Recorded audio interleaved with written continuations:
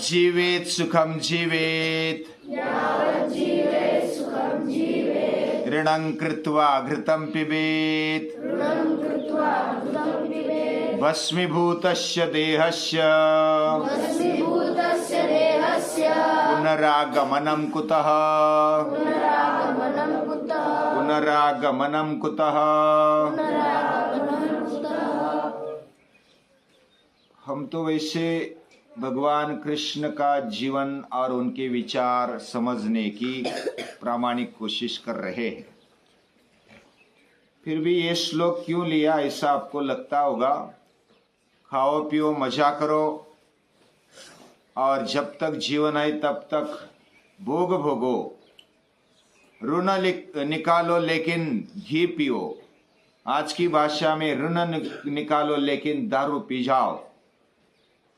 और ये जो देह है ये एक बार चला गया यानी मृत्यु हो गई तो फिर से वापस नहीं आना है।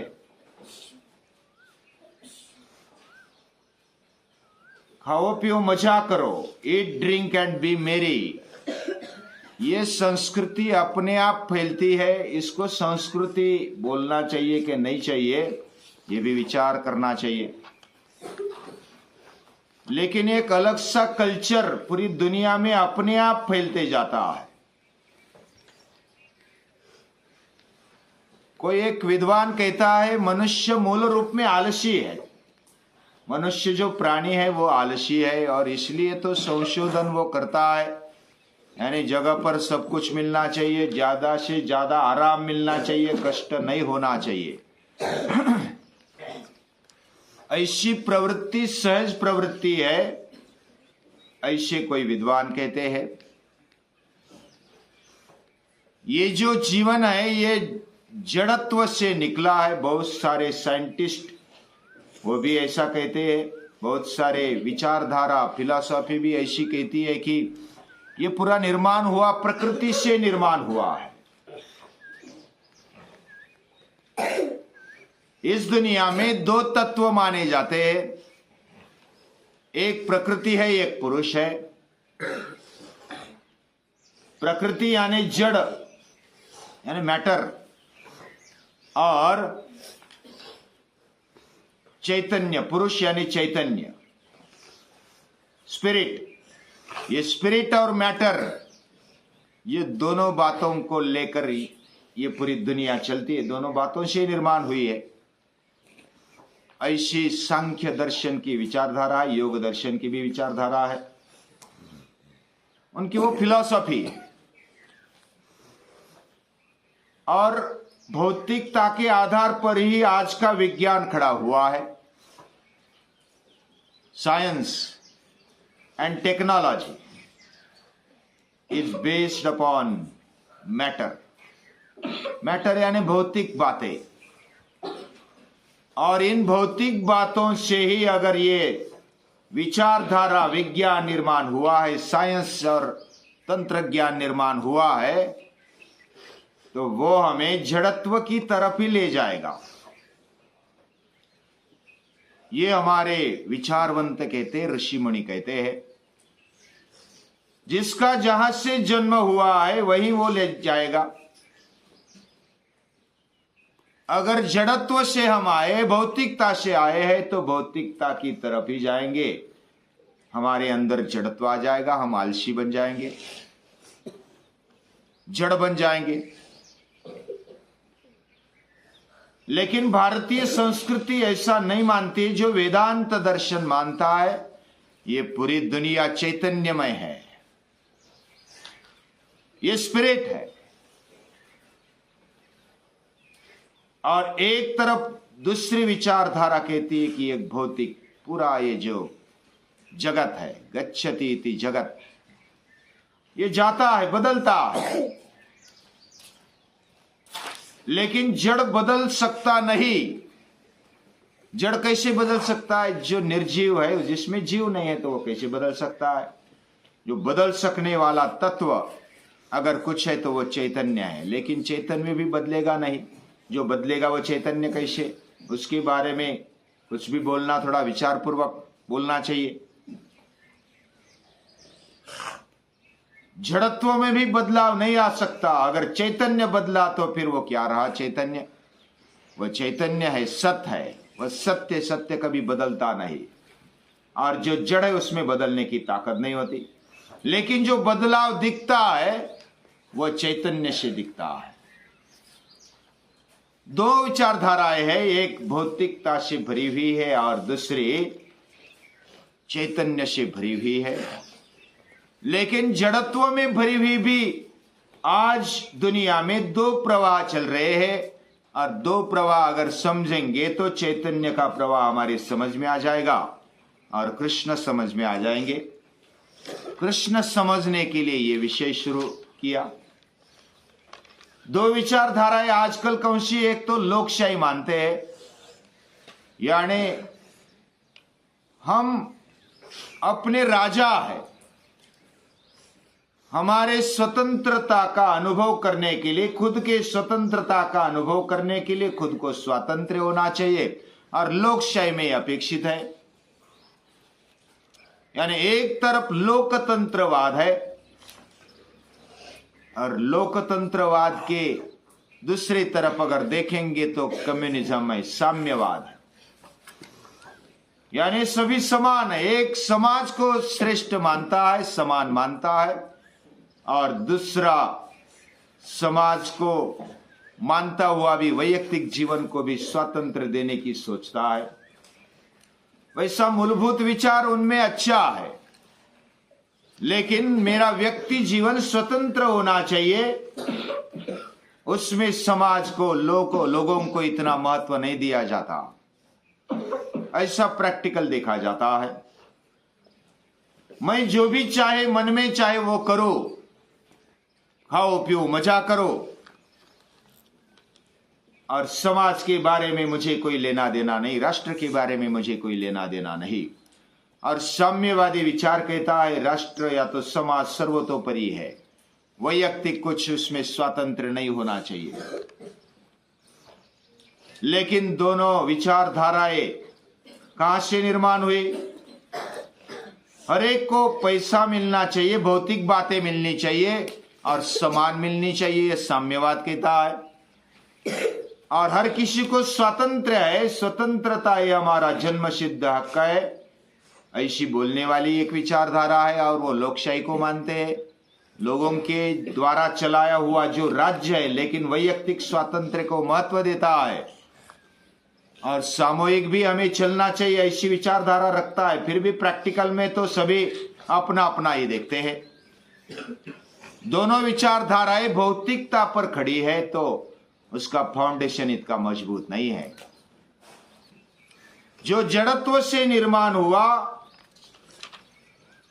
वह कैसे टिक सकता है? जड़त्व कोई निर्माण नहीं कर सकता है। उनमें जो विचारधारा है वही विचारधारा साम्यवाद में दिखाई देती है और लोकशाही में दिखाई देती है। खाओ पियो मजा करो, आराम करो, और इसी के आधार पर, पैसों के बंटवारे के आधार पर, केवल भांडवलवाद के आधार पर ये विचारधाराएं निर्माण हुई। दो विचारधारा, ये सभी दो विचारधाराएं भौतिकता पर खड़ी है और भौतिकता पर ही विज्ञान खड़ा है। और ये आधार ये होने के कारण उसका पाया, उसका फाउंडेशन इतना मजबूत नहीं है। जिसका फाउंडेशन मजबूत है वही इमारत ज्यादा टिक सकती है, ज्यादा देर तक चल सकती है। तो हम देखते हैं केवल अपने भोग के बारे में सोचने वाले, देह के बारे में सोचने वाले, वह कौन सी विचारधारा के? हमने जो श्लोक सुना, यावत जीवित सुखम जीवित। अगर भौतिकता ये हमारा शरीर ही है, शरीर नष्ट हो गया तो पूरा खत्म हो गया, ऐसा सोचने वाले क्या सोचते हैं? यावत जीवित सुखम जीवित, जितना जीना है सुख से जीवो, ऋण निकालो लेकिन कर्जा निकालो, लेकिन घी पियो, दारू पियो, मौज मजा करो। ऐसी विचारधारा रखने वाली ये विचारधारा है। भस्मीभूतस्य देहस्य, एक बार शरीर खत्म हो गया, भस्म हो गया, तो फिर आने का नाम नहीं है, हम नहीं आ सकते, ऐसा उनका विचार है। ये विचार केवल भोगवाद की तरफ ले जाता है। आहे तरुण तर घ्या मजा करून, है तरुण तो मजा कर लो, ऐसा विचारधारा रखने वाले बहुत सारे युवा हैं और सभी को अच्छा लगता है, इसमें बुरी बात नहीं लगती। मजा करो, इसमें क्या बुरी बात है, खाओ पियो मजा करो, सो आराम करो, आलसी रहो, इसमें तो अपने आप अच्छा लगता है, उसमें कुछ करना नहीं है। लेकिन जो शरीर हमें मिला है, जीवन मिला है, ये विचार करने जैसा है। Man is a rational animal, वो विचार करता है। ये दो विचारधाराओं ने, एक लोकतंत्रवाद है और एक साम्यवाद है, दोनों का परिणाम ये अच्छा नहीं आ रहा है, आज दुनिया देख रही है।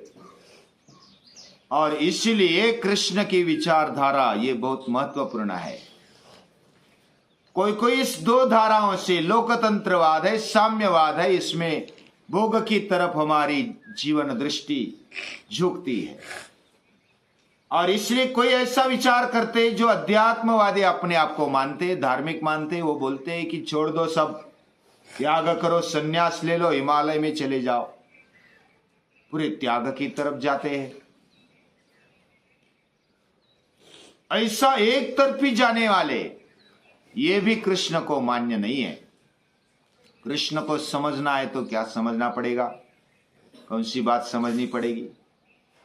ये हमारा जीवन भोग की तरफ जाएगा तो खाई में जाएगा, अधपतन की ओर जाएगा, और त्याग की तरफ ज्यादा जाएगा तो वो भी खाई की तरफ जाएगा, अधपतन की ओर जाएगा।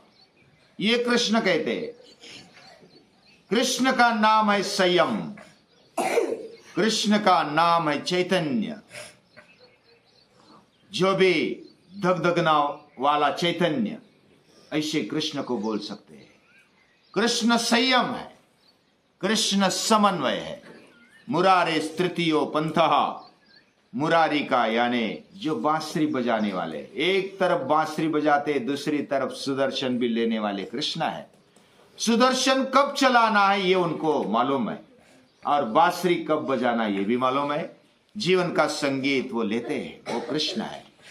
जीवन में युद्ध भी है ये भी वो जानते हैं, इसलिए सुदर्शन भी धारण करते हैं। जीवन में भोग भी भोगते हैं, वह भी कृष्ण जानते हैं। और जीवन में त्याग की पराकाष्ठा भी कृष्ण के जीवन में देखने को मिलती है। कहां समन्वय करना ये कृष्ण जानते हैं। कृष्ण बैलेंस में रहते। हम भी अगर चलते तो बैलेंस होना चाहिए, हम बैठते तो बैलेंस होना चाहिए।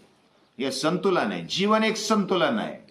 मुरारे तृतीयो पंथा, भोग भी नहीं त्याग भी नहीं, दोनों का समन्वय, दोनों का संयम, दोनों का मिलाप कृष्ण के जीवन में देखने को मिलता है। इसलिए कृष्ण को समझना कठिन बात है। हम हक और अधिकार की बातें करते हैं, मुझे हक चाहिए, मुझे अधिकार चाहिए, लेकिन कर्तव्य के बारे में कोई सुनने के लिए तैयार नहीं है। कृष्ण बोलता है कर्मण्येवाधिकारस्ते मा फलेषु कदाचन। कर्तव्य की तरफ ध्यान दो, हक और अधिकार अपने आप मिल जाएंगे। फल की अपेक्षा मत करो। हमारे हाथ में क्या है? कर्म करना, कर्तव्य करना हमारे हाथ में, वही करते जाओ, हक और अधिकार अपने आप मिलते जाएंगे। हम हक के लिए लड़ेंगे, अधिकार के लिए लड़ेंगे, ऐसा बोलने वाले वो खाओ पियो मजा करो में अटक जाते हैं। हक मिल गया, अधिकार मिल गया, बस कर्तव्य भूल जाते हैं। हमें हक चाहिए, हमें अधिकार चाहिए, हमें राज्य चलाना है, हमें ऑर्डर करना है, ऐसा सभी को लगता है।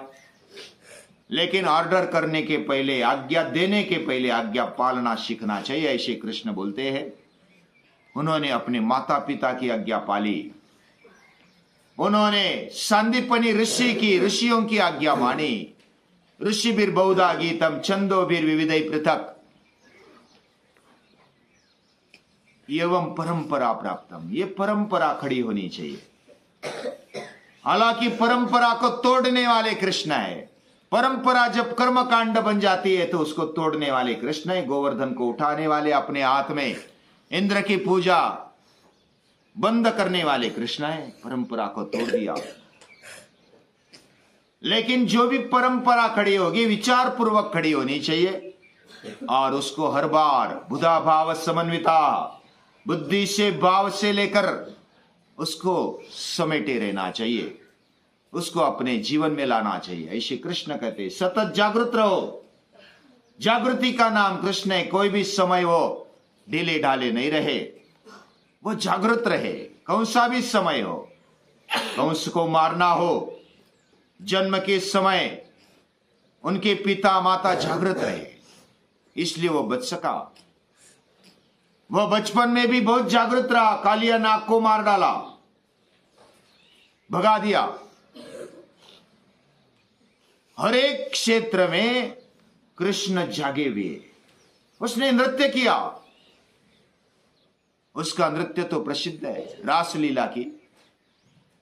गोपियों के साथ प्यार बांटा और फिर भी युद्ध किया है असुरों के साथ। एक तरफ सभी को अपना बनाया, हृदय सम्राट बने, दूसरी तरफ दुष्टों को वह संवार करते हैं।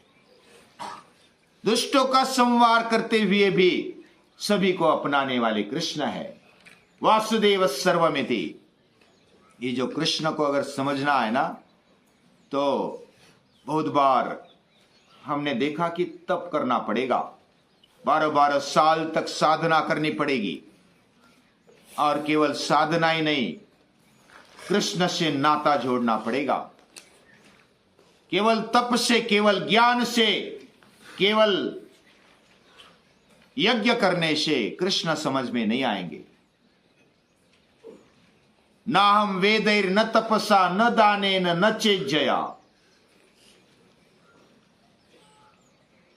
भक्त्या माम अभिजानाति। भक्ति से मुझे जाना जा सकता है।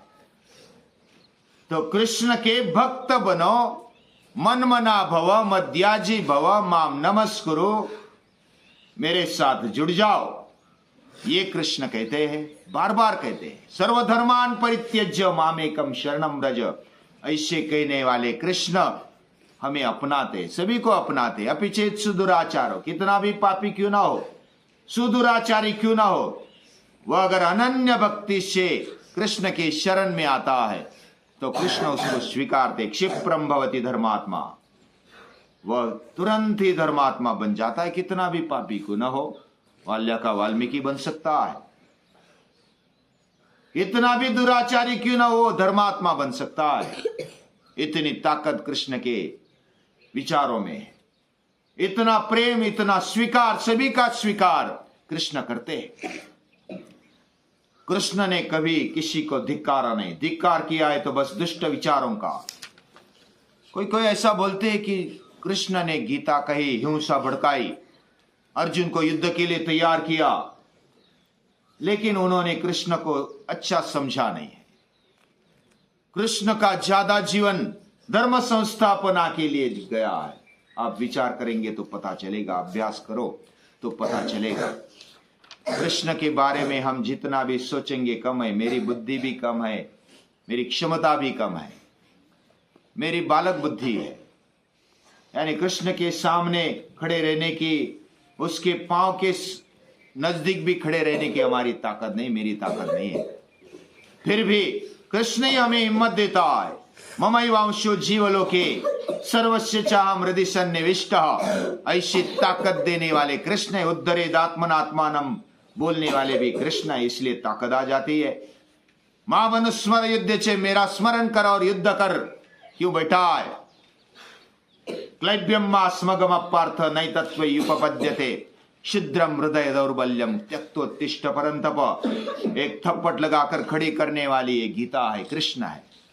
कृष्ण सामान्य नहीं है, उसको समझना बड़ा कठिन है, लेकिन मुश्किल नहीं है। हम कृष्ण के भक्त अपने आप को मानते हैं तो कृष्ण को समझने का प्रयास, प्रामाणिक प्रयास, ये हमें करना चाहिए, तभी हम कृष्ण के भक्त हैं।